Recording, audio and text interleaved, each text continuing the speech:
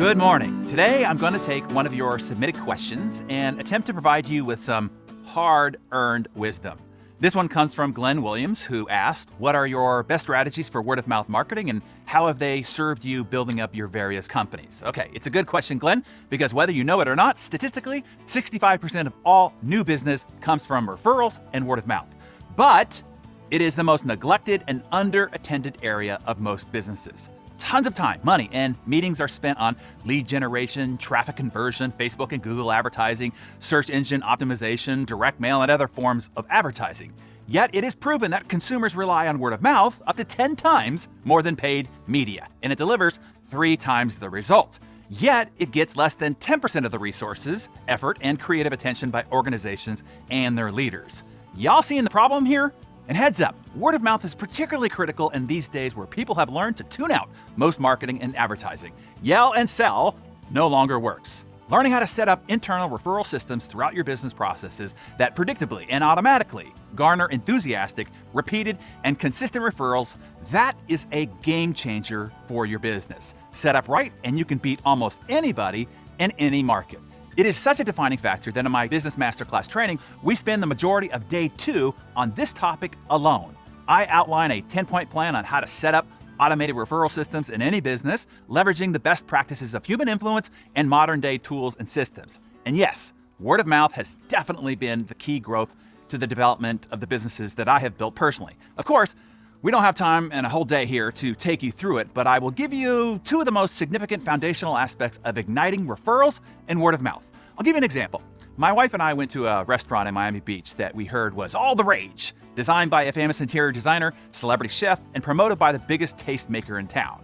As we walked into the host stand, we were greeted by name, a big bright smile. We didn't even have to break our stride as they already had the menus assembled, and we were whisked to the special table that they had reserved just for us. Mind you, I'd only booked the reservation on open table. No special arrangements had been made. The waiter, in a clean, bright, and freshly pressed, dapper uniform, also greeted us within seconds of our arrival. He seemed genuinely delighted to see us. The place was spectacular. A rounded gold leaf ceiling encompassed the whole restaurant. The booths looked like furniture pieces made by Hermes.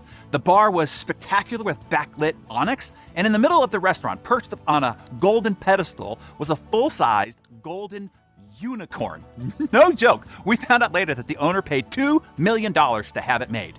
The lighting, the music, all of it was just right. And the food, oh man, the food was hype-worthy as we had heard about. It was one of the best dining experiences I can remember. And we've had a bunch. We were so enthused that when some really good friends of ours came to town about 5 or 6 months later, we wanted them to experience what we had. So we took them there and we were excited. But this time, when we walked up to the hostess stand, 2 members of the staff, what looked like the manager and the hostess, were talking with each other. I probably stood in front of them, just standing there, for a full 5 seconds, before the woman turned to me with a slightly annoyed look on her face and asked, "Can I help you?" After fumbling around trying to find my reservation, she packed up the menus as if this were some big inconvenience. The man next to her never even looked up or acknowledged our presence. Once at the table, it took a long while for the waiter to present himself. And when he did, he looked like he had just woken up and put on yesterday's 12-hour shift outfit. And I could see salad dressing still on his pants from last night. No welcome greeting, no backstory on the restaurant, the celebrity chef and his unique cuisine, or details about why there was a $2 million unicorn in the middle of the restaurant. All the things that we found delightful and engaging our first visit.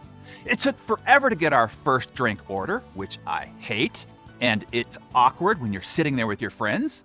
The food came out slow, some of our dishes cold, and all of them unremarkable at best. We kept having to somewhat apologize to our friends by trying to explain to them what the experience was like before. We never went back, and neither did most people because they were out of business in less than 6 months. Now, for the key lessons here. Why did they fail? I mean, come on. They had a gold leaf ceiling, a unicorn, a celebrity chef, and even doubled down on their expensive marketing and advertising, but they still went out of business. Why? Here's why. They failed to deliver on baseline expectations. When you go to a restaurant, what are your baseline expectations? No matter what restaurant you go to and how expensive it is. It is warm and welcoming reception, expeditious seating, prompt attendance by the waiter, your drinks fast, your food hot, bathrooms clean, the basics, the fundamentals. But more often than not, businesses are chasing the shiny ceiling and the unicorn and forget to deliver on baseline expectations. And that is what kills them, their word of mouth and ultimately their business. To ignite your positive word of mouth, you first have to nail the baseline expectations. I would say that this is the number one reason why 80% of businesses go out of business. So consider yourself warned.